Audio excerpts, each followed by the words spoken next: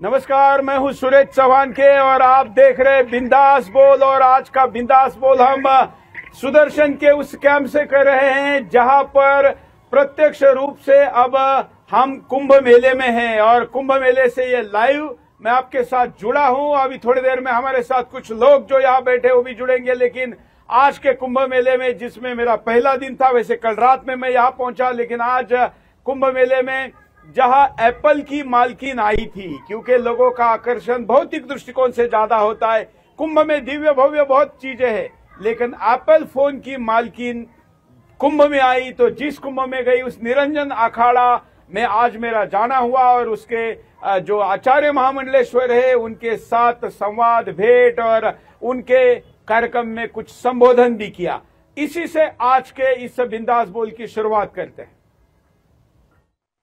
भोजन हुआ है जैसे कि आपने कहा, और यहाँ तो 2 करोड़ लोगों को भोजन दिया जा रहा है, अन्नदान किया जा रहा है। तो जरा दिल्ली के मीडिया को भी सबको पता चलना चाहिए। जय श्री राम, हर हर।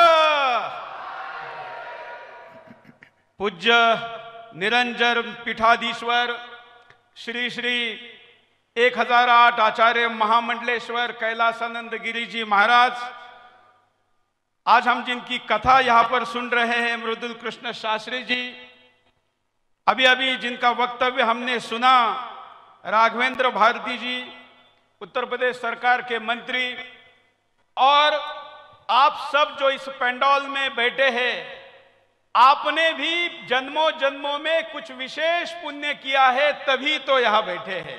तो ऐसे आप सब, अन्यथा देश तो 150 करोड़ का है, वैसे भी यहां 40 करोड़ भले आ रहे हो, लेकिन यहां बैठे हैं। यहां बैठना इस कुंभ में विशेष है।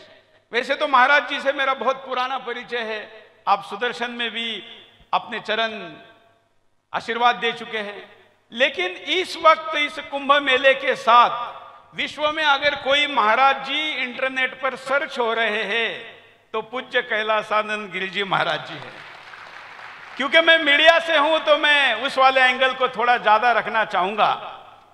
जब एप्पल की मालकिन यहां आई, देखिए हम सब आते हैं क्योंकि हम सब आध्यात्मिक परिवारों से है, हमारे कोई बैकग्राउंड है, गुरु किया है, धर्म है, परंपरा है, लेकिन विश्व की सबसे हाईटेक कंपनी की मालकिन जब आती है तो हिंदू धर्म में उसको प्रभावित किया तक तो ठीक है, लेकिन वो व्यक्ति कौन है उसके पीछे प्रभावित करने वाला, ये दुनिया जानना चाहती थी। महाराज जी उसके कारण बने। मैं कुंभ में कल शाम आया हूं और किसी पेंडॉल में आया हूं तो शुरुआत आप ही से कर रहा हूं महाराज जी, क्योंकि मुझे देश विदेश से लोग कह रहे थे कि भाई आप जाइए, हम तो जा नहीं पा रहे हैं, कम से कम आप जाकर मिलके आइए तो हम मिल लिए ऐसा लगेगा। तो आज अब मैं आपके दर्शन कर रहा हूं तो मेरे सुदर्शन के दर्शक और समर्थक और हिंदू धर्म पर प्रेम करने वाले, खास करके पश्चिम जब पूर्व के दर्शन करता है तो पश्चिम वाले जब करते हैं, योग होता है तो लोगों को ज्यादा आकर्षण नहीं होता, योगा कहेंगे तो लोगों को ज्यादा आकर्षण होता है। यह हमारे लोगों को आदत लगी है, इसलिए पश्चिम को प्रभावित करना उतना ही आवश्यक है जितना पूर्व प्रभावित होता है। और इस कुंभ में 2 करोड़, आज तक कुंभ के इतिहास में एक ही महात्मा द्वारा, संत द्वारा 2 करोड़ लोगों को अन्नदान, ये भी कुंभ के इतिहास में नहीं हुआ है, ये भी आपके द्वारा किया जा रहा है। इसका पुण्य होता है, यह आने का भी पुण्य है और इसका पुण्य होता है। लोग कहते हैं कि ये साधु संत आशीर्वाद देते हैं, कैसे देते हैं भाई? क्योंकि उनके पास पुण्य का संचयन है, बैंक है। जैसे बैंक भक्तों का धन एकत्रित करती है। मैं थोड़ा आप लोगों से ज्यादा दर्शकों के लिए भी बताना चाहता हूं, क्योंकि हम जैसों से लोग कुछ अलग सुनना चाहते हैं। तो वो कैसे मिलता है?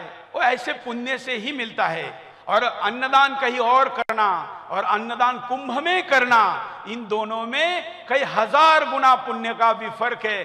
तो वैसे महाराज जी ये 2 करोड़ अन्नदान, अन्य जगह पर तो संख्या में 2 करोड़ है, लेकिन कुंभ में अन्नदान 2 करोड़ 100 गुना, ये तो 100-200 करोड़ अन्नदान के बराबर है।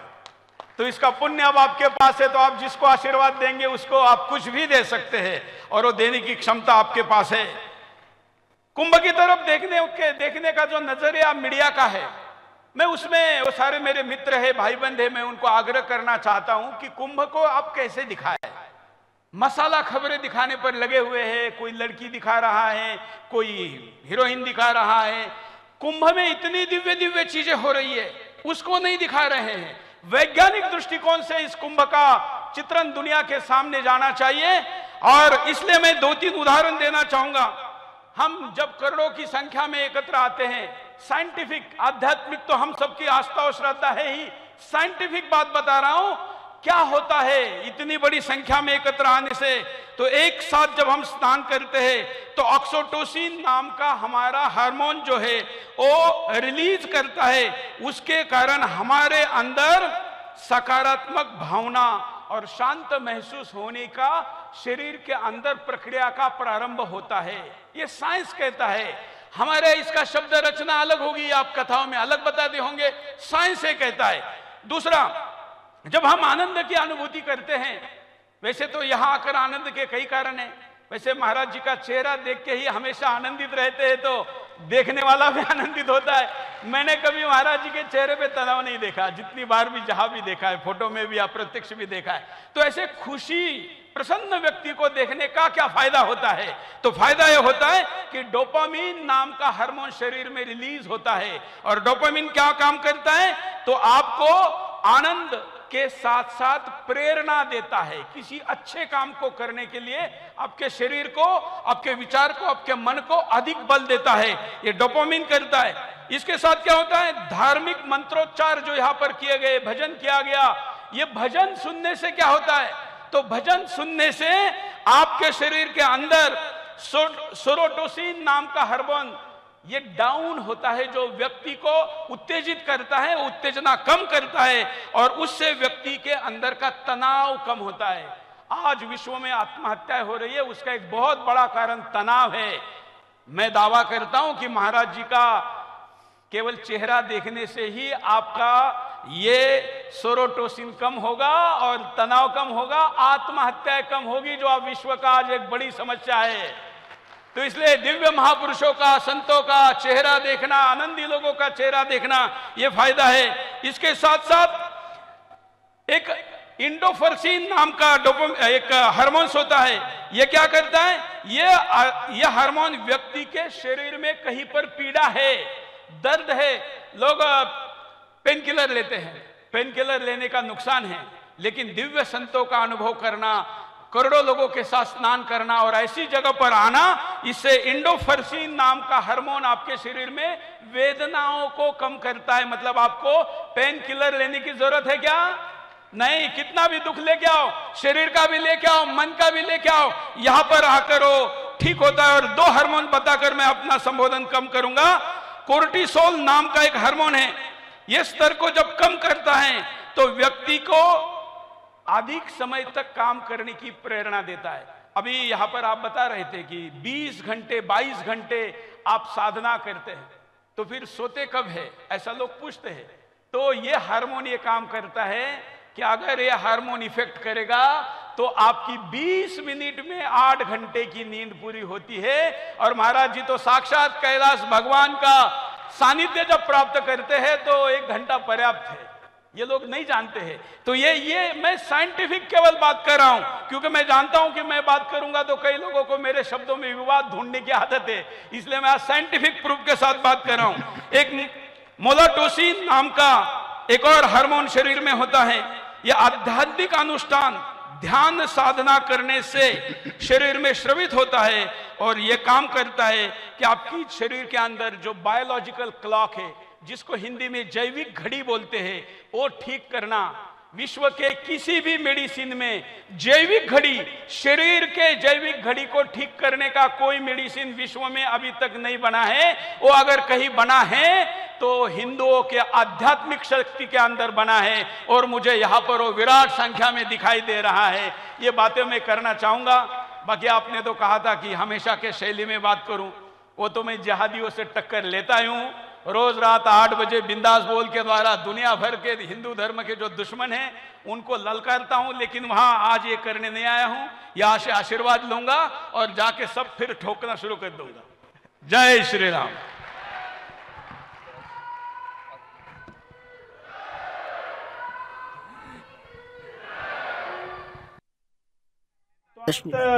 अब हम जिस मुद्दे को लेकर आज का बिंदास बोल कर रहे हैं उस के अतिथि मेरे साथ मंच पर है, और हमने जैसे आपको अभी दिखाया कि कैसे स्टीव जॉब की पत्नी निरंजन अखाड़े के आचार्य महामंडलेश्वर के साथ आई और उस दृष्टिकोण से उनसे बात किया, वैसे ही मेरे साथ यहाँ पर दो ऐसी साध्वियां हैं जो विदेश से है और उन्होंने अपना प्रोफेशनल लाइफ छोड़कर अपना हिंदू धर्म के प्रति अपना डेडिकेशन दिया है, और साथ में एक और साध्वी जी दिल्ली से हैं जो कॉर्पोरेट लाइफ छोड़कर अब आध्यात्म में, और इन सबको इस क्षेत्र में लाने वाले आचार्य महामंडलेश्वर महादेव जी हमारे साथ है। महादेव बाबा आपको कहते हैं। बाबा आपका स्वागत है बिंदास बोल में। और अभी से हम शुरू करते हैं कि ये सब लोग, इनका जरा आप परिचय दीजिए, मेरे से ज्यादा अच्छा आप इंट्रोडक्शन दे पाएंगे। करोड़ों दर्शक इस वक्त सुदर्शन पर इनको देख रहे हैं। सभी को महाश्री आशुतोष भगवान के चरणों में प्रणाम करते हुए गुरु महाआशुतोषाम्बर जी को प्रणाम करता हूँ, और वर्तमान समय के बाबा आशुतोषाम्बर जी महाराज जी का सानिध्य और मार्गदर्शन में हम सभी चल रहे हैं।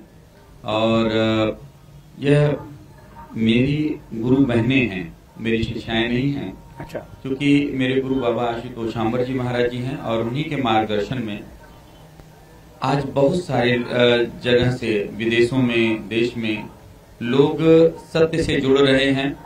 और आप हमारे दाईं तरफ सबसे लास्ट में आप देख रहे हैं संत गैब्रियल जी, जो कि इंग्लैंड में गवर्नमेंट जॉब में वो जो रिफ्यूजीज को और अनएम्प्लॉयमेंट को जो भत्ता दिया जाता है उस डिपार्टमेंट में थी, और आपके हाथ से वो पास होता था तो उनको मिलता था।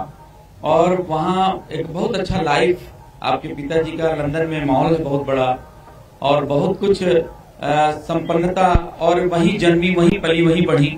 और वहां से जब उनको संदेश मिला सनातन का, भारत के अध्यात्म का, तो वहां से आई, और ये समझने के लिए कि आखिर अध्यात्म क्या है, और गुरु महाआशुतोषाम्बर जी के शरण में आकर अध्यात्म सीखा और कहा कि मुझे अब सनातन को जीना है। तो फिर वो आ गई। उसके पश्चात फिर आप साथ में देख रहे हैं डॉक्टर साध्वी अवाक्षी भारती जी, ये भी वहीं से हैं, और ये भी वहीं जन्मी पली बढ़ी वहीं पे, और इंग्लिश में आप भी इंग्लिश में ही इनका सारा वक्तव्य है। लेकिन भारत आने के पश्चात इन्होंने हिंदी सीखा, और आज मैं खुद हैरान होता हूँ अपने गुरुजी की कृपा को देख के कि यहाँ पर भारत में आकर अभी आपसे हिंदी में बात करें तो आपको लगेगा नहीं कि विदेश से हैं। और ये मतलब उन्होंने गीता को कई बार कई श्लोकों के ऊपर अध्ययन करना, उस पर समझना कि आखिर ये क्या चीजें हैं। और वो अभी भी जब इन्होंने अपनी नौकरी वहां त्यागा तो उन्होंने कहा कि आपके ऊपर कोई कहीं किसी प्रकार का दाग नहीं है, आप जब भी चाहें तो आप वापस आप अपने ज्वाइन कर सकते हैं। हम मामूली से तरह सवाल करते फिर एक एक करके आपसे इंट्रोडक्शन लेते रहेंगे। तो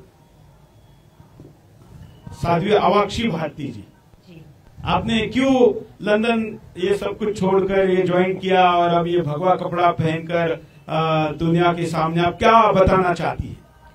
हम ये कहना चाहते हैं कि जब हमें एक ऐसे गुरु का सानिध्य मिला, वहाँ बहुत दिव्य चमत्कार हमारे साथ घटे विदेश में, हमें संदेश मिला कि ऐसा गुरु है जो आपको ईश्वर के प्रति आत्मज्ञान दे के आपको ईश्वर की तरफ अग्रसर कर रहा है। और I come from a world of practicality, कि हमें प्रैक्टिकल चाहिए, कि हमने देखना है, जानना है, अंधविश्वास नहीं। और जब हम यहाँ आए, गुरु महाराज जी का दर्शन किया, उन्होंने हमें वो आत्मज्ञान दिया और हमें बताया कि असल सनातन है क्या। हमने अभी भी जो चल रहा था, हम सुन रहे थे हिंदू हिंदू शब्द, हमने सिर्फ हिंदू सुना था। सनातनी और सनातन शब्द हमने तब सुना जब हम गुरु महाराज जी के सानिध्य में आए कि असल सनातन शाश्वत है। सनातन धर्म क्या है? Our righteous duty, our righteous activity that we need to do in this world. तो उन्होंने जब हमें बताया कि हमारे जीवन का उद्देश्य है कि ईश्वर प्राप्ति, और सनातन और ये राष्ट्र एक हो सकता है जहां हम जाग जाए, हिंदू जाग जाए, सनातनी जान जाए, और वो जान जाए उसका क्या धर्म है। तो तब हमने इस भगवत को धारण किया, एक तो अपने कल्याण के लिए, क्योंकि पहले व्यक्ति अपना ही कल्याण देखता है।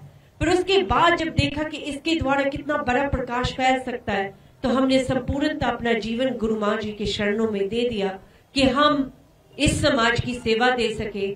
आप लोग तो फिर भी पूजनीय हो, क्योंकि आपका जन्म इस भारत भूमि पर हुआ, हमारा फिर भी विदेश में हुआ। पर आपका जन्म भी वही का है। हमारा जन्म भी वही क्या करते थे आपके?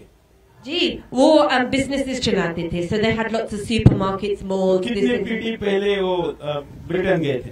हम पहले पीढ़ी हैं जो विदेश के हैं। हम जो बच्चे, हमारे माता पिता भी यहाँ के थे। वो जब छोटे छोटे थे, जब वहाँ सेकंड वर्ल्ड वॉर के बाद भारत से गए थे। कौन से शहर से गए थे? वो पंजाब से गए थे। पंजाब से गए थे तो जलंधर के एक साइड पर माता का पिंड था, दूसरे साइड के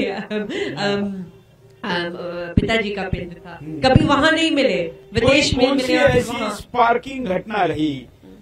वैसे तो प्रभाव धीरे धीरे सब चीजों का पड़ता है, लेकिन कोई एक ऐसी घटना होती है कि जिससे निर्णय होता है कि नहीं अभी करना है। वो क्या घटना आपके जीवन में घटी? वो सनातन में आने के लिए। हाँ हाँ। तो हमारे में जो वो घटा, आपको हैरत होगी कि हमने नहीं सोचा था कि हम पर ऐसी बड़ी कृपा होगी कि हम जब यहाँ आए, हमें बताया गया था कि जो भारतीय लोग हैं वो बैकवर्ड्स हैं, उनकी सोच बहुत छोटी है, और ये जो राष्ट्र है ये आगे नहीं बढ़ रहा है, ये पीछे की तरफ जा रहा है। पर जब हम यहाँ आए और यहाँ के भारतीय लोगों को मिले और हमने देखा यहाँ का सेवा भाव, द एडवांसमेंट इन, यहाँ एक शब्द है खलोक्योटम, जुगाड़। यहाँ हमने जब देखा, वहां विदेश में क्या होता है, यहाँ जब कोई कचरा गिर जाए पहले वो 100 बारी सोचेंगे, फिर मशीन बनाएंगे, फिर उठाएंगे। यहाँ भारतीय उठा के अपनी चीज साफ कर देता, आगे बढ़ जाता है। ये जो मेंटल पावर है हमारी भारतीय तो विदेश में शाये हुए हैं, वो शायद बहुत छोटे परसेंट में हो। हाँ, ज्यादातर जो 500 फॉर्चून कंपनियां हैं उनको चलाने वाले भी भारतीय हैं। हाँ। विदेश में 3 डॉक्टर में से 2 डॉक्टर भारतीय होते हैं, वैज्ञानिक भारतीय है इतने बड़े पैमाने पर। लेकिन फिर भी भारत के लोगों को अपने मन में ये भाव है कि नहीं हम पिछड़े हैं, या हमारी इमेज कुछ मीडिया संस्थानों द्वारा, अल जजीरा हो, बीबीसी हो, इनके द्वारा गलत प्रस्तुत की जाती है। उसका प्रभाव भी वहां रहने वाले भारतीयों पर होता होगा। हाँ, होता है, क्योंकि सनातनी जानता नहीं है कि उसका असल में अस्तित्व क्या है। ये दिक्कत है। बाकी धर्म के लोग शायद वो ज्ञानता से भरे हो, मुसलमान, ईसाई, जो भी है, वो जो अपने धर्म में आड़ में गलत भी कर रहे हो पर उसमें दृढ़ है।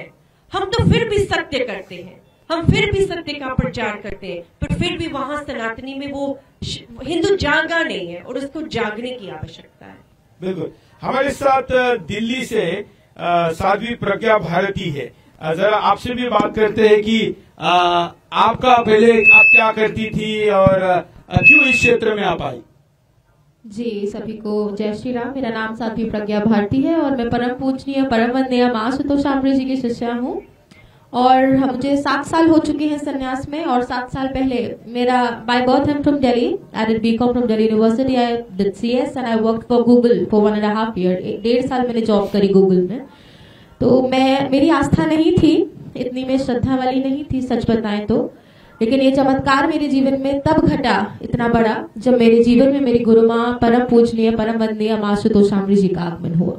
आप उस यात्रा के मार्गदर्शक थे और आपने स्वयं प्रभु रामचंद्र जी के वनगमन मार्ग पर कई बार यात्राएं की है, पैदल भी, गाड़ी से भी, और दुनिया के सामने इसको रखा है। आप भी गदगद है कि इस कुंभ में कई विदेशी लोग आकर या विदेश में रहने वाले भारतीय आकर हिंदू धर्म के प्रति संन्यास तक की अवस्था में पहुंच रहे हैं। तो हम आपसे भी बात करेंगे। हमारे साथ वारकरी संप्रदाय के प्रतिनिधि के तौर पर बाला साहेब महाराज खरात, क्रांतिकारी संत है और बहुत आक्रामक अपनी बातों को रखते हैं, वो भी है, और भी कई लोग हैं, उनके साथ भी बात करेंगे। लेकिन वही मैं बात आपसे करना चाहता हूँ प्रज्ञा भारती जी की, क्या करने आई है आप? लोगों को लगता है कि अब सब मिल गया, अब क्या करना है, गूगल में जॉब मिल गई, अब लाखों रुपए का पैकेज है, अब वो छोड़कर यहाँ आई है, तो क्या करने आई है? आज सच बताएं तो आज से 7 साल पहले मेरी भी यही सोच थी कि जब प्रथम बार मुझे सत्संग मिला कि ईश्वर का दर्शन होता है, तो मेरा यही जवाब था आज के समाज की तरह कि मुझे करना ही नहीं है। मैं हैप्पी हूँ अपने लाइफ में, मेरे पास पैसे हैं, अच्छी फैमिली है, खुशी है, मुझे क्या करना है भगवान का, मुझे जरूरत ही नहीं है। मुझे पैसा मिल गया, मुझे अच्छी फैमिली मिल गई, मुझे सब मिल गया, ये सोच मेरी भी थी। परंतु जो वास्तविक सत्य है, वो जो ट्रांसफॉर्मेशन इतना बड़ा हुआ मेरे जीवन में, वो तब हुआ। कहते हैं ना कि किसी भी चीज के लिए आपको प्रैक्टिकल होना पड़ता है, और मेरे साथ वो प्रैक्टिकल जो मेरी गुरुमाँ हैं, उन्होंने सिर्फ भगवान की बातें नहीं करी, उन्होंने ईश्वर का दर्शन मेरे अंतर्घट में प्रैक्टिकल करवाया। जैसे कि मीराबाई ने वो ज्ञान दिया रविदास जी के द्वारा उनको मिला, विवेकानंद जी को मिला, रामकृष्ण परमहंस जी के द्वारा। तो जब वो ज्ञान मुझे मिला तो मेरे आंतरिक रूप से ऐसा परिवर्तन हुआ मेरे भीतर, और वो प्रत्यक्ष मुझे ईश्वर का दर्शन हुआ। और उसके बाद मेरे अंदर इंटरनल ऐसे ऐसे चेंजेस आए जब मैंने ध्यान साधना उसके बाद शुरू करी, कि जो वास्तविक सुख शांति है वो मुझे प्राप्त हुई। और तब मैंने ये डिसीजन लिया कि जो मुझे मिला है वो सबको मिले। हमारा पूरा सनातन सब कर रहे हैं, परंतु सनातन कोई जानता नहीं है। मैंने डिसीजन लिया कि अब मुझे इसी पथ पे निकलना है, स्वयं का कल्याण करना है और संपूर्ण विश्व का कल्याण हो। बहुत बहुत अच्छी बात है, और इससे लोगों के साथ संवाद में आपको अधिक उपयोगिता भी होगी। हमारे साथ लावणी माइक देना जरा, इनको लावणी, इनको माइक देना। रामावतार जी, ऐसे लोगों को देखकर आपको क्या लगता है, जिस प्रकार के लोग अभी इस युवा गूगल को छोड़कर, बड़ी बड़ी पोस्ट को छोड़कर धर्म के काम में इस मार्ग पर चले हैं, जिस पर आपने कई अपना पूरा जीवन लगा दिया? मैंने जो कुछ सीखा, जो अनुभव किया, उसमें मेरे साथ जो घटनाएं घटी, जो कुछ मैंने देखा, उसका प्रभाव बहुत अधिक है। मैं एक बात कहना चाहूंगा, आप लोग किष्किंधा गए होंगे, जहां बाली सुग्रीव का राज्य था, और जहां राजा अच्युतदेव राज अंतिम राजा हुए। ये देखा कि उनका पतन कैसे हुआ। सनातन ने जितना काम किया, आध्यात्मिक रूप से जितना आगे बढ़ा, लेकिन मैं समझता हूं उसमें हमारी एक कमी रही, जिसको हमें पूरा करना चाहिए। यदि हम अपने शास्त्र को देखें तो पाएंगे कि हमारे एक संकल्पना है शक्ति और शिव की। जहां शक्ति और शिव का संतुलन होता है, वहां हर तरह की सुरक्षा भी होती है, भी होता है। लेकिन किष्किंधा में मैंने देखा शक्ति की उपेक्षा हुई, शिव को आगे बढ़ाया गया। होता यह है, जहां शक्ति कमजोर हो जाती है, वहां शिव नहीं बचता, शव बचता है। वाह वाह वाह, बिल्कुल। और इसीलिए मैं पूरी बात कर रहा हूं। इसीलिए यानी किष्किंधा आज की जो नगरी है, वो साम्राज्य था बहुत बड़ा, और हर तरह का उसमें, यदि आपने देखा होगा वहां मंदिर भी चंदन के थे। लेकिन क्योंकि हमने ऐसे लोगों पर विश्वास करके अपनी सेना में रखा, उनको सशक्त किया, जिन्होंने हमें ही कत्ल किया, और उस मतलब जो उसका कमांडर था, उसने राजा का शव काटकर, और जो 3 मुस्लिम वो थे साम्राज्य, उनको भेंट किया। हर तरह की बात होने के बाद भी, क्योंकि शक्ति कमजोर हो गई, शक्ति का हमने ध्यान नहीं दिया, इसलिए शिव की जगह हमारे पास 100 बचे। इसलिए हम कितना ही कर लें, जब तक इन दोनों का संतुलन नहीं होगा, तब तक हम बड़े बड़े महल बना लें, बहुत पैसा कमा लें, लेकिन जब तक शक्ति नहीं होगी, हम उसकी रक्षा नहीं कर सकेंगे। इसलिए मेरा आग्रह यह है कि जहां हम अध्यात्म की बात करते हैं, अध्यात्म से ही हमारा जीवन है, लेकिन अध्यात्म की रक्षा के लिए जो शक्ति चाहिए, यदि हम गुरु गोविंद सिंह की बात करें तो उन्होंने 2 बनाए। एक बनाए खालसा, और एक बनाए निर्मले। निर्मले का अर्थ है जो खालसा को नियंत्रित कर सके। जब आज निर्मले कमजोर हो गए, हाँ, तो खालिस्तानी पैदा हो गए। बिल्कुल बिल्कुल। और इसलिए आध्यात्मिक शक्ति मजबूत होना जरूरी है। हाँ, आध्यात्मिक शक्ति की रक्षा होना जरूरी है। आध्यात्मिक शक्ति बहुत जरूरी है, लेकिन आध्यात्मिक शक्ति की रक्षा, बाबा तुलसीदास जी के सामने भी समस्या आई थी और उसी तरह से उनकी रक्षा हुई। जब तक हमारे रक्षा करने वाले नहीं होंगे अध्यात्म के, तब तक अध्यात्म मतलब मैं अध्यात्म को नतमस्तक हूँ, लेकिन अध्यात्म की रक्षा जरूरी है। बिल्कुल बिल्कुल। जिस प्रकार के सारे आकर्षण हैं और लोगों के सामने चुनौतियां हैं, वारकरी संप्रदाय के संत हमारे साथ है। महाराज जी, आप इनसे कुछ पूछना चाहेंगे या कुछ बताना चाहेंगे? सबसे प्रथम मैं हमारे भाई हिंदू हृदय सम्राट सुरेश जी के प्रणाम में जय श्री राम करता हूँ। मैं इनको एक बात पूछना चाहता हूँ। मेरे को हिंदी जरा ज्यादा आती नहीं है, क्योंकि मैं महाराष्ट्र से हूँ। मैं ये पूछना चाहता हूँ कि ये सब भोग वाला जगत छोड़ के आप सन्यासी बन गए, इनका महत्व का जो आपको लगता है, इसमें बहुत अच्छा पॉइंट कौन सा है? जी, तो ये प्रश्न हमसे बहुत पूछा जाता है कि आपने उस भोग को, ऐसे भोग को जो कोई सोच नहीं सकता, कैसे आपने छोड़ के संन्यास ले लिया? आप कैसे जमीन, क्योंकि हमारी माँ ने बहुत बड़ी तपस्याएं करवाई, उन्होंने बड़ा बड़ा तपस्या कराई, ठंडी बर्फ में साधनाएं, सब चीजें करवाई, और आप कैसे पूछते हैं कि दीदी आप कैसे अब मलमल के बिस्तर से कैसे जमीन पर कहीं भी सोच जाते, बैठ जाते, साधना कर लेते हैं? पर हम आपको ये बताना चाहते हैं। एक बात और भी है, भारतीय जनता पार्टी के सरकार में आने के पश्चात मैंने एक चीज देखा कि हिंदुत्व की बात हम खुले से कर सकते हैं। हालांकि हम तो पहले से करते हैं, सुदर्शन तो पहले से करता है। नहीं, मैं धन्यवाद देना चाहता हूँ सुरेश चौहान जी का, कि इनका एक चीज मुझे बहुत पसंद है कि ये हिंदुत्व की बात निडर होके करते हैं, डरते नहीं, घबराते हैं। और ऐसे ही कुछ सभी चैनल हो जाएं तो बहुत अच्छा होगा। और एक बात मैं जरूर कह देना चाहूंगा कि अब चूंकि अध्यात्म की बात चल रही है और वर्तमान समय को मैंने एक चीज देखा, ये 3 प्रकार के कुंभ हैं, अर्ध कुंभ, पूर्ण कुंभ, महाकुंभ।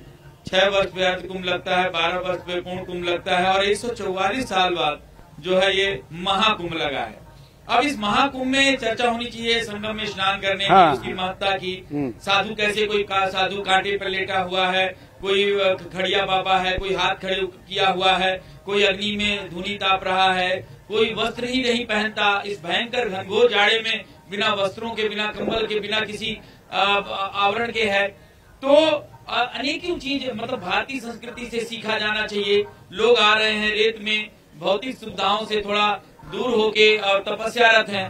पर मैं इसलिए यहाँ धन्यवाद कर रहा हूँ सुदर्शन न्यूज का, क्योंकि मतलब ये सब्जेक्ट मुझे अच्छा लगा। कम से कम अध्यात्म की बातें हुई, वो बातें नहीं, क्योंकि आज का जो हम सारे मीडिया को भी अपील करते हैं। मैंने सारे मीडिया को भी अपील की, आज के भाषण से भी अपील की कि वो केवल मसाला चीजें नहीं दिखाए। भारत का मीडिया, खास करके आजकल यूट्यूबर, मैं सभी का समर्थक हूँ, क्योंकि यूट्यूबर भी पत्रकार बनने की दिशा में आगे बढ़ रहे हैं। मैं उनकी विरोध या निंदा नहीं करता, लेकिन कहीं गलती से आप विदेशी एजेंडा तो नहीं चला रहे। क्योंकि जब आपके साथ सोना हो बताने के लिए, दिखाने के लिए डायमंड हो, तो आप डायमंड छोड़कर कोई अगर नकली चीज दिखा रहे हैं या जिसकी आवश्यकता नहीं, जिसका अध्यात्म में उतना वैल्यू नहीं, वो दिखा रहे, तो फिर आप पाप कर रहे हो, ऐसा मैं मानता हूँ। महाराज आप भी सहमत होंगे इस बात से। इसलिए भारत के मीडिया का दायित्व है, वो हम निभा रहे हैं। तो एक बात मैं कहना चाहूंगा, थोड़ा सा अटपटा लगेगा, लेकिन जैसे पीछे जो हम, चूंकि मैं आनंद स्वरूप जी के वहां रुका हूं, तो हर्षा रिछारिया, अब उसमें एक शब्द आया कि सुंदर साध्वी, मतलब कि आप क्या कहना चाहते हैं? कोई व्यक्ति आए, तुरंत भगवा पहन ले और तुरंत ना कोई उसके आध्यात्मिक संस्कार हो, ना उसका पिंडदान हो, ना ही उसने कभी तपस्या की, ना तप। अभी साध्वी जी ने एक बात किया, आपने शायद उनकी बातों को कोट नहीं किया। साध्वी डॉक्टर अबाक्षी भारती जी ने कहा कि मेरी माँ ने इनको कई कई दिन भूखा रखा है, पानी पे रखा है, विदेश से हैं तो क्या, इनको सुबह हमारी गुरु माँ जो है गर्म पानी से नहाने को मना कर दिया, गीजर नहीं चलाना। तो शुरू में बड़ा उनको मुश्किल होता था, तो फिर ये ठंडे पानी से इस भयंकर जाड़े में, तो इन्होंने पूछा गुरु माँ से कि जब गीजर है तो ठंडे पानी से क्यों? उन्होंने कहा अगर साधु बनना है तो ठंडे पानी से ही नहाना होगा, तभी तुम्हारे अंदर वो गुण विकसित होंगे। और बहुत ज्यादा रजाई नहीं, बहुत ज्यादा लिमिटेड कंबल, लिमिटेड चीजें हो, और अपने वस्त्र स्वयं धोएं, तो वह कठिन कष्टप्रद जीवन देकर भी उनको अध्यात्म सधाया इनको। लेकिन आज जैसे अब वो क्या है, बहुत सुंदर बात, मैं बहुत प्रशंसा करता हूं इस बात का कि हीरा है, डायमंड है, और उसको ना देकर हम कंकड़ बेच रहे हैं कि मोनालिसा की आंखें, आईटीएन बाबा। तो अब जो मैटर है ये कोई मायने नहीं रखता। अध्यात्म ये बताना चाहिए कुंभ में कि आप इतना दूर से आए हैं, थके मांदे हैं, आप कैसे अपने कष्ट को भूल सकते हैं। एक व्यक्ति है, उसे कंबल नहीं मिला, उसे चाय नहीं मिली, उसे भोजन नहीं मिला, भूखा है और ठंड में, लेकिन अगर जब उससे कहते हैं कि भाई तुम बहुत दिव्य तपोभूमि पर हो, यहां पर तुम आ गए हो इस रेत में, तो तुम्हें बहुत बहुत करोड़ों पुण्य कमा रहे हो तुम, और तुम्हारे पुण्य की पूंजी हो रही है जमा, और तुम्हें बहुत आशीर्वाद मिल रहा है, उसका सारा दर्द खत्म हो जाता है। बिल्कुल, ये बताना चाहिए, वाह, ये बताना चाहिए तुम भारती हो, तुम भारत हो, उत्कृष्ट भारत। भा मतलब प्रकाश, रत मतलब संलग्न, उसका ध्यान करने वाला। लेकिन इसको छोड़ के मुझे लगता है चौथा स्तंभ हमारा मीडिया का, वो भी कुछ थोड़ा सा चक्रों में पड़ गया है। और ऐसे ही आज न्यूज को, चैनल को होना चाहिए जो हमारे अध्यात्म को प्रमोट करे, उसको बढ़ाए, उसकी अच्छाई को दिखाए। और एक बात और भी मैं बता दूं, सनातन के पास जितना है किसी के पास और कुछ नहीं है, यही है सबकी जननी, यही है जड़, यहीं से कुछ निकल सकता है। क्योंकि सनातन कहता है लिव एंड लेट लिव, जियो और जीने दो, और बाकी लोगों का सिद्धांत है जियो और किसी को ना जीने दो। तो ये चीज है और यही हमारे गुरु का संदेश है। बिल्कुल। दिल्ली भी विदेश से कम नहीं है, दिल्ली की लाइफ भी भौतिक ज्यादा है, और वहां पर भी पंजाब, आप लोग तो पंजाब से है, पंजाब में तो खेती बेच के लोग तो कहते हैं माँ बाप बेच के भी विदेश जाने के लिए लोग तैयार रहते हैं।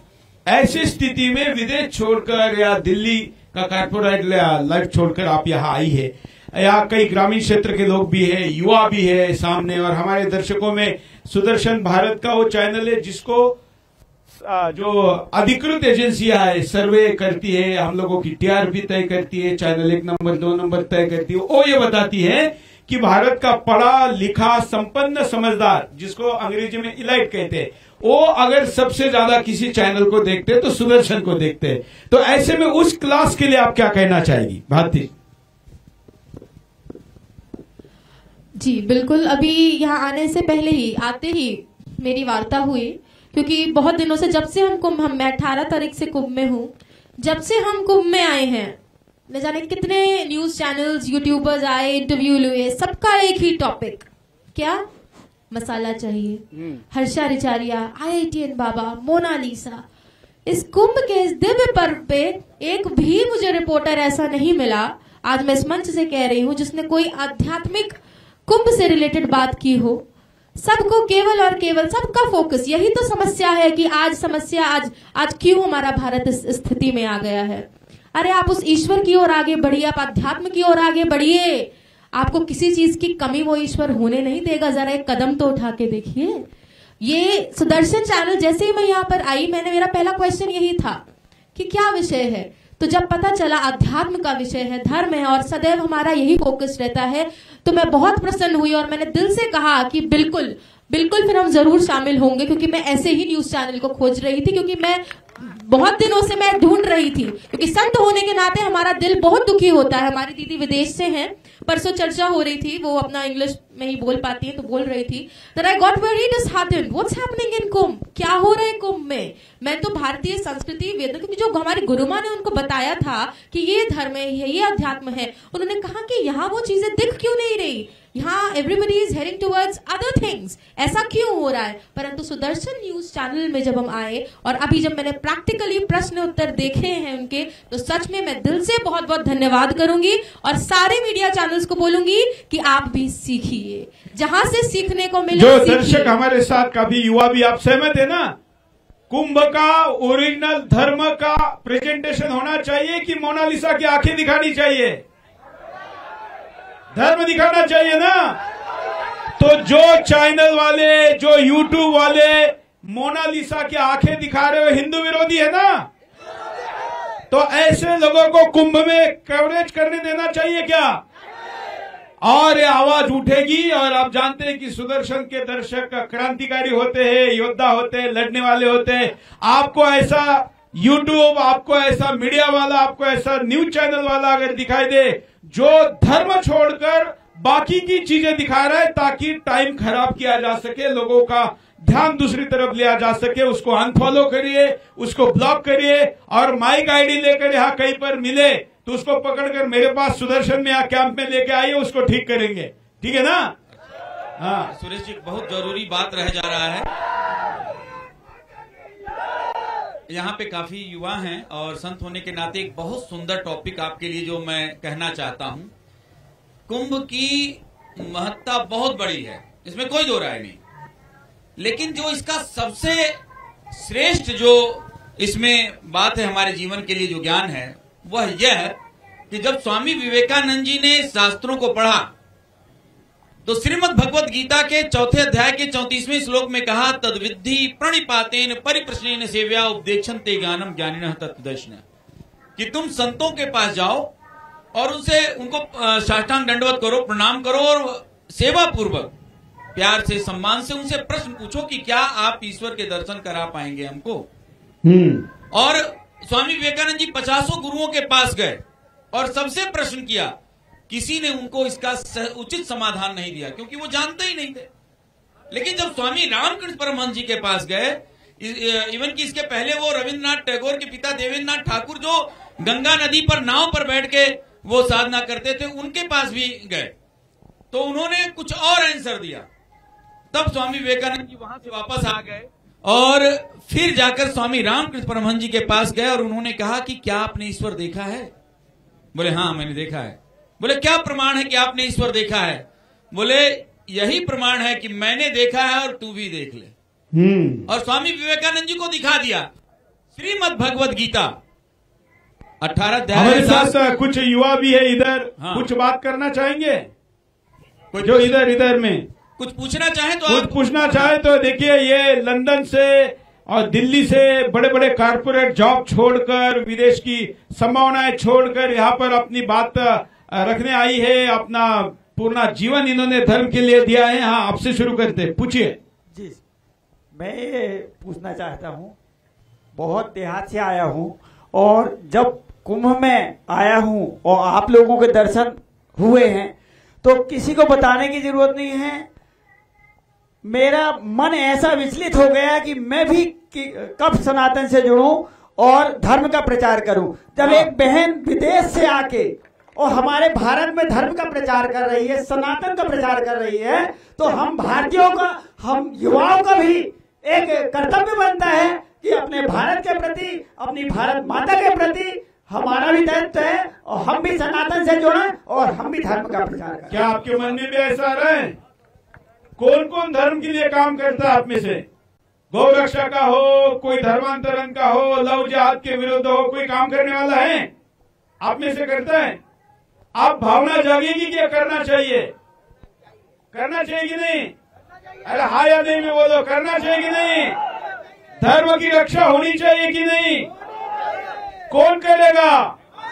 हम करेंगे, मैं करूंगा, ये भावना होनी चाहिए। देखिए, सभी को ऐसे भव्य वस्त्र पहनकर संन्यास लेना संभव भी नहीं है, सभी के भाग्य भी नहीं है। ना हमारी धार्मिक सामाजिक व्यवस्था ऐसी है कि सभी लोग संन्यास ले ले, ऐसा अपेक्षित नहीं। महाराज जी, मैं अगर गलत ना बोलूं तो सभी को अपने अपने कामों का पुरुषार्थ करना चाहिए। इसलिए कोई अगर गौ रक्षा का काम कर रहा है तो भी सन्यासी से कम नहीं है, मानते हैं? तो गौ रक्षकों के लिए एक बार जरा जोर से तालियां बजाएंगे कि भले यहाँ पर गौ रक्षक हमारे में कोई होना हो, लेकिन जो गौ रक्षक देख रहा होगा उसको लगना चाहिए कि कुंभ में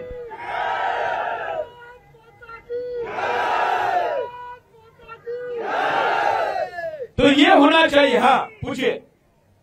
सर, पहले तो हम सुदर्शन चक्र को बहुत अपनी तरफ से और आम जनता की तरफ से साधुवाद देना चाहते हैं कि ऐसा कार्यक्रम जो आपने यहाँ सुनियोजित ढंग से हम सब लोगों के लिए, जो कि जैसे हमारा जो आप लोग कह रहे हैं कि सनातन क्या कहता है कि हम अंधकार से प्रकाश की ओर चले, जो हमारे अंदर अंधकार है उस अंधकार को कैसे हम दूर करेंगे, यह हमारा सुदर्शन चक्र और साध्वी जी जो हमारे सामने ऋषि जी बैठे हैं, ये जब कभी कभी एक हमको याद आता है कि हनुमान जी को याद कराना पड़ता था कि कौन सो काज कठिन जग माही जो नहीं हो तात तुम। इनको भी पूछते हैं ना, क्या आप लोग ऐसा मानते हैं कि हिंदू को बताना पड़ता है, बार बार जगाना पड़ता है कि वो हिंदू है, ऐसा मानते हैं आप? तो कुंभ ऐसा आयोजन जिसके द्वारा हिंदू को अपने ऊपर, जैसे कोयले पर खाई जम जाती है, उसका तेज कम हो जाता है, उसकी उष्णता कम होती है। बहुत जरूरी बात है। हाँ। अभी बहुत सुंदर एक बात कहा, क्या आपको नहीं लगता कि ऐसा क्यों है कि हिंदू को बार बार जगाना पड़ता है और बार बार ये सो जाता है? आपको पता नहीं होगा, बहुत सारे लोग गायत्री मंत्र पढ़ते हैं, उसका मंत्र का अर्थ क्या है कि तुम उस ज्योति स्वरूप परमात्मा का ध्यान करो जो सुख स्वरूप है, दुख नाशक है, पाप विनाशक है। उस श्रेष्ठ तेजस्वी ज्योति स्वरूप परमात्मा का तुम ध्यान करो, वह परमात्मा तुम्हारी बुद्धि को सन्मार्ग में प्रेरित करेगा। अध्यात्म ज्ञान मनुष्य की अंतर चेतना में परिवर्तन करती है। नवयुग की रचना का यही आधार है। आपको बार बार जगाया जाएगा, आप सो जाएंगे। क्यों? क्योंकि आप अंतर से नहीं जगे हैं। एक मंत्र आता है उत्तिष्ठत जागृत। आप बताइए, पहले जगता है व्यक्ति की फिर उठता है कि पहले उठता है फिर जगता है? क्या करता है पहले? लेकिन मंत्र कहता है उत्तिष्ठ जागृत, उठो और जागो। दरअसल क्या है कि आप शरीर से तो उठे हुए हो लेकिन जगे नहीं हो, आत्मिक रूप से सोए हुए हो। और आत्मिक रूप से जागने के लिए जब कोई पूर्ण गुरु, श्री कृष्ण जैसा गुरु जब अर्जुन के सर पे हाथ रखता है, तृतीय नेत्र खोलता है, उसका अंदर दृष्टि प्रदान करके परमात्मा के प्रकाश के दर्शन कराता है, तब वो आत्मिक रूप से जगता है और उसका विवेक जगता है और फिर वह सोता नहीं। फिर श्रीमद् भगवद गीता के 18वें अध्याय में कहा कि नष्टो मोह स्मृति लब्ध्वा तत्प्रसादान मैं जो इस संदेह कर से वचनम तो। तब अर्जुन ने कहा, जो अर्जुन कहता नहीं मैं युद्ध नहीं करूंगा, कहता रूप से गर्जित था। और वो समाज की स्थिति, महाराज जी, हिंदू समाज की स्थिति भी अर्जुन की तरह भ्रमित है, बराबर? आप मानते हैं ना? जैसे अर्जुन भी भ्रम में था और फिर भगवान कृष्ण ने उसको गीता समझाकर अर्जुन का भ्रम तोड़ा। क्या आज के हिंदू समाज को भी ऐसी गीता की आवश्यकता है? सब मानते हैं, लोग भ्रमित है महाराज जी। लेकिन ये सारा जो भ्रम है, समझाने वाले कम है और भ्रम फैलाने वाले ज्यादा है। यूट्यूब से, सोशल मीडिया से और ये साथियों को देखकर तो मैं इनको एक प्रश्न अवश्य पूछना चाहूंगा। उन्हीं से शुरू करते हैं। भारती जी दिल्ली से, आजकल सोशल मीडिया पर रील का जमाना है, रील। और दुर्भाग्य से इस देश की जो महिलाएं आज रील का शिकार हुई है, आप भी मानते हैं ना रील की शिकार है, कपड़े उतार रही है। न जाने, मैं इस पारिवारिक चैनल पर, इतने पवित्र मंच पर ये बातें नहीं कहना चाहता, लेकिन कड़वी बातें डॉक्टर को बतानी चाहिए, क्योंकि डॉक्टर की दवाई जितनी ज्यादा कड़वी होगी उतना उसका इलाज जल्दी होगा। तो ऐसी महिलाएं, यहाँ तो ऐसी महिला हुई जिन्होंने वेदों का पठन किया, वेदों की रचनाएं की। ऐसी महिलाएं हुई जिन्होंने छत्रपति शिवाजी महाराज जैसे वीरों को जन्म दिया। ऐसी बलिदानी लोगों को जन्म देने वाली भगत सिंह जैसी माता की माताएं हुई। ऐसे देश में महिलाओं को क्या हो गया है कि वो आपके रास्ते पर चलने के बजाय आप गूगल का जॉब छोड़कर सन्यासी बनी है, साध्वी बनी है। लेकिन आज महिलाएं कुछ लाइक के लिए, कुछ मोनेटाइजेशन के लिए कपड़े उतारकर नंगे रील बना रही है, उनके लिए क्या कहेगी? जी, बहुत सुंदर प्रश्न किया आपने। इसके लिए मैं इतना ही बोलूंगी कि नारी की सुंदरता वास्तविक रूप से कब होती है? नारी की सुंदरता तभी हो पाती है और नारी में शक्ति तभी आती है जब वो आध्यात्मिक होती है, अपनी आत्मा से जुड़ती है। झांसी की रानी लक्ष्मीबाई का उदाहरण दिया, वो ब्रह्म ज्ञानी थी, तब जाकर वो उस दिव्य कार्य को कर पाई। इतिहास में जितनी ऐसी नारियां रही, आप देखेंगी, मीराबाई, उन्होंने क्या नहीं किया, पर कैसे किया? क्योंकि वो ब्रह्म ज्ञानी थी। जब नारी आध्यात्मिक होती है, आत्म शक्ति से जुड़ती है, तो पूरे ब्रह्मांड में कोई ऐसा कार्य नहीं जो वो कर नहीं सकती। क्यों? क्योंकि नारी है दुर्गा का रूप, पर बैठी किस अंधकूप। अपनी शक्ति का ज्ञान नहीं, इसलिए पहचान नहीं। जानो अपनी शक्ति को, तुम भी किसी से कम नहीं, और जो तुमको हिला दे ऐसा किसी में दम नहीं, ऐसा किसी में दम नहीं।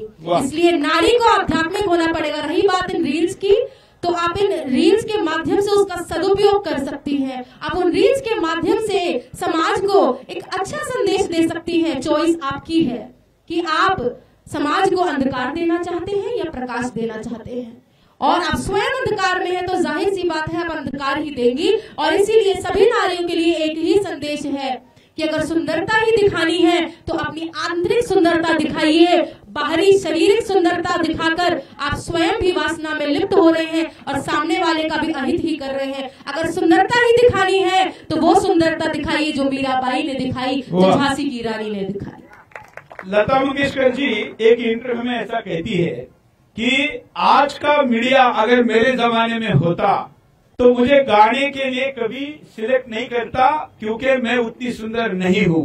तो ऐसी बातें आज हो रही कि साध्वी में सुंदरता खोजना उसके तेज देखने के बजाय, या रील की जो चर्चा भी हो रही है, रील के लिए कपड़े उतारने वाली महिलाएं, ऐसे लोगों के लिए बड़ा अच्छा जवाब उन्होंने दिया। आप लंदन से आई है, सब कुछ छोड़कर आई है, ऐसे में ऐसी महिलाएं जो चंद लाइक के लिए, चंद फॉलोअर के लिए कपड़े उतारकर भारतीयता हिंदुत्व छोड़कर अश्लीलता परोस रही है, उनको आप क्या कहेगी? क्योंकि वेस्ट में तो ये सब कुछ खोखला हो चुका है, वहां का समाज इसको लेकर बर्बाद हो चुका है। जी, और ये जो मानसिकता है, ये आधनंग घूमने का, ये करने का, ये रील्स बनाने का, ये विदेश की संस्कृति शब्द मैं नहीं यूज कर सकती, ये विदेश का है।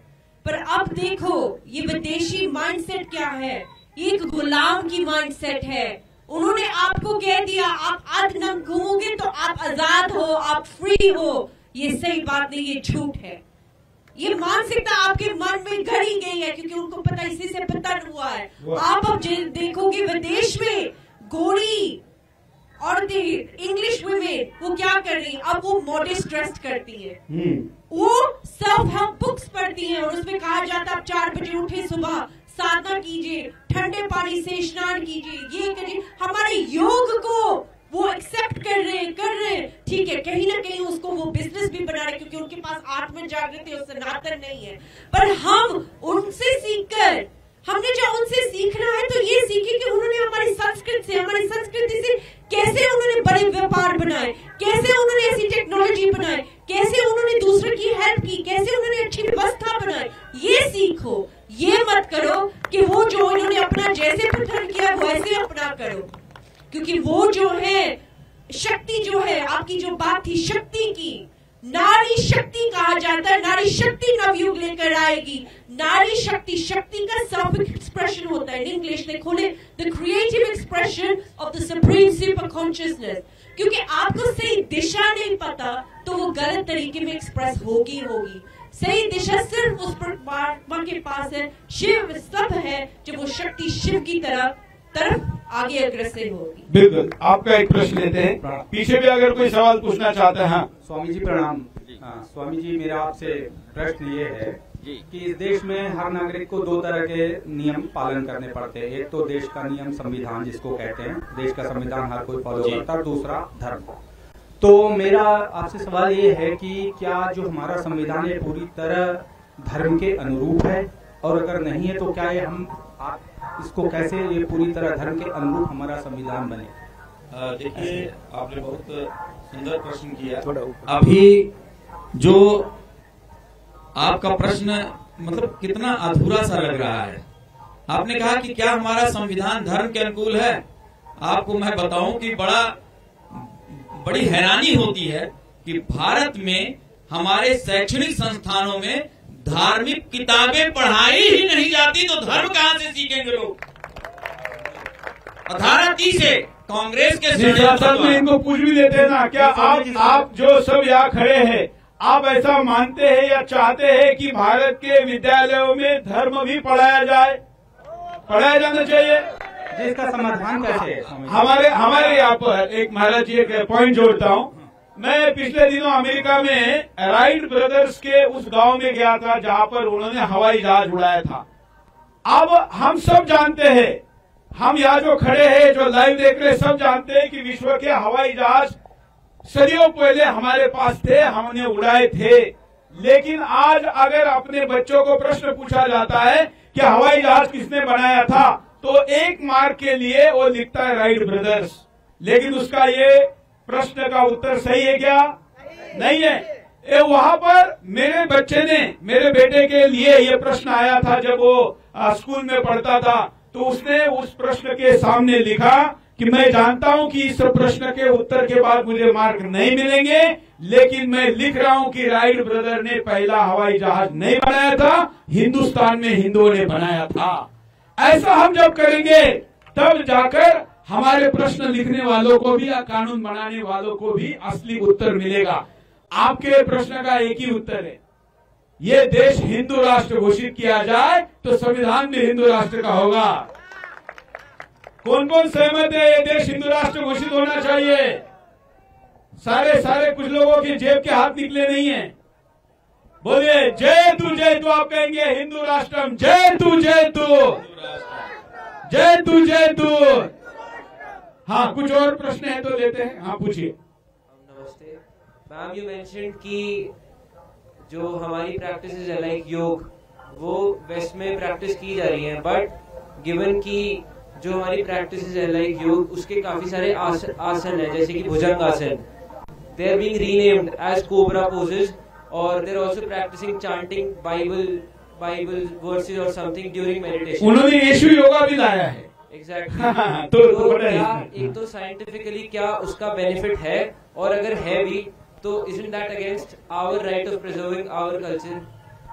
तो हमने जब हमने ये बात रखी थी, वो कहीं ना कहीं उसको अपना रहे, उसमें वो बेनिफिट देख रहे हैं हमारे योग में, पर उनकी दिशा सही नहीं है। हमने ये चीज कही थी कि उनकी दिशा सही नहीं है, उनके पास आध्यात्मिक ज्ञान नहीं, उनके पास अध्यात्म नहीं है, वो चीज नहीं है। उनको पता लग रहा है इस चीज में बेनिफिट है। हमारा युवा समाज तब जगेगा क्योंकि वो देश को पहले देखता है, फिर भारत को देखता है, कंपैरिजन करता है, तो वहां से ये तो सीखे, उनको उस चीज में बेनिफिट दिख रहा है। आपके पास तो असल संस्कृति है, आप उसको देखें, उसकी बेनिफिट, उसके लाभ देखो। आपकी तबीयत थोड़ी खराब होती है, आप प्राणायाम करके देखो, आपकी तबीयत स्वस्थ नहीं होगी तो हमसे आके प्रश्न करना, हमसे बात करना। हम वहाँ 2 मिनट बाद जब सर दुखता था हम गोली लेते थे, अब प्राणायाम से सब ठीक होता है।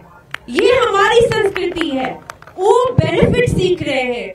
हल्दी जो है हमारे औषधि है, turmeric, वो उसको विदेश में पेटेंट करके इतना महंगा बेचा रहे। यहाँ जो 20-30 रुपए का मिल रहा होगा, वहाँ 50 pounds। मैंने जब देखा था वहाँ हमारी दीदी की वहाँ डिबेट हुई थी इस बात कि ये कर क्या रहे। उनको वो दिशा देनी पड़ेगी, वो दिशा तब देगी कि जिसका योग है वो उसको जाने, उसको जिए और उनको सिखाए, और ये आपको करना पड़ेगा। दीदी आप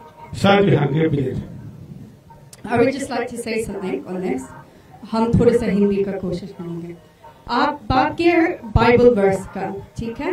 बाइबल हमको नमंतन मिला यूके में 50 चर्चेज में, हम सनातन धर्म की प्रचार किया चर्चेज में। वो क्या करते हैं, बिकॉज वो इतना जानते हैं दैट वो योग, एक धर्म, ये सब चीजें वो रिलेट करते हैं। वो कितना जानते हैं, वो सनातन को पूरी तरह से नहीं जानते हैं। पर बाइबल की बारे, बाइबल की रूट सचमुच क्या है, सनातन है। हम क्यों कह रहे हैं?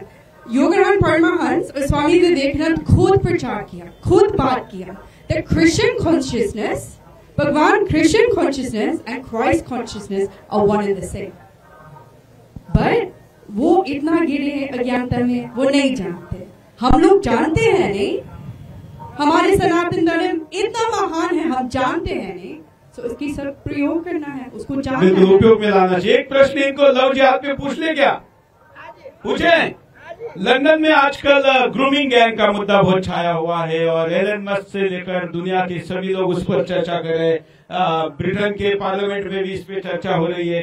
मैंने उसको भारत में 2005 में लव जिहाद नाम दिया था, और आजकल तो सब लव जिहाद जानते हैं ना। जरा बोलना पीछे, जानते हैं ना? लव जिहाद रुकना चाहिए कि नहीं?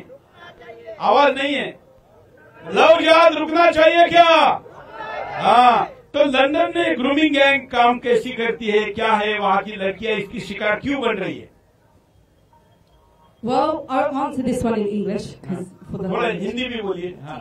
So the thing is that it happens in the West. In the UK ये भी हो रहा है, लव जिहाद भी हो रहा है विदेश में, और नारियां इस चीज में घिर रहे हैं। क्यों? क्योंकि उसको राइट दिशा नहीं मिला, वो नहीं जानते हैं। बिकॉज ये चीज है, पहले नारी को सिखाया आप शांत रहो, आप मत झगड़ा करो, आप मत लड़ो, हम लड़ेंगे। Males fight and women will sit and they will be quiet. That's what women are told. वो नारी शक्ति, नारी खुद नहीं जानते वो शक्ति है उसके पास, तो वो कैसे वो उसको यूज करना, ये सब चीजें हैं। पर ये चीज है कुरान सचमुच क्या कहता है। कुरान में there's a श्लोक, it says that we should protect women, it says it, but they don't follow it. That's the issue. नहीं, कटोले तो कुछ और ही कहते हैं। इस चीज पर हम कुछ कहना चाहेंगे, जब इजाजत है इस चीज पर, कि ये जो लव जिहाद हो रहा है, सब हो रहा है, वहाँ दो चीजें रखनी पड़ेगी। वो जो कर रहे हैं वो हिंसा प्रति है, वो राक्षस है, वो राक्षसी प्रवृत्ति, उनको पता है वो ज्ञानता फैला रहे, पर उस चीज में वो दृढ़ है, वो कर रहे हैं। पर वहाँ जो नारी इस चीज की विक्टिम बन रही है, वो इसलिए क्योंकि वो अपनी शक्ति को जानती नहीं है।